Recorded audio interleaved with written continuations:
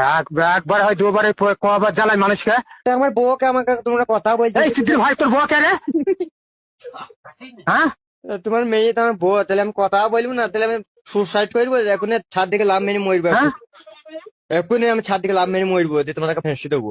এ হে তুমি ছাদে থেকে লাভ মারো গা, যাই করো গা, গলায় দড়ি রাখো, সেটা তুমি দিবা। যদি গলায় লাগে? তোর লাগবে তো আমার কি? গলায় দড়ি দিলে আমার লাগবে না? আমি ছাদ থেকে লাভ মেরে মরবো, বাতাস খেতে বেরিয়ে মরবো। তুই গলায় দড়ি দিলে ছাদে থেকে লাভ মার, তোর কি?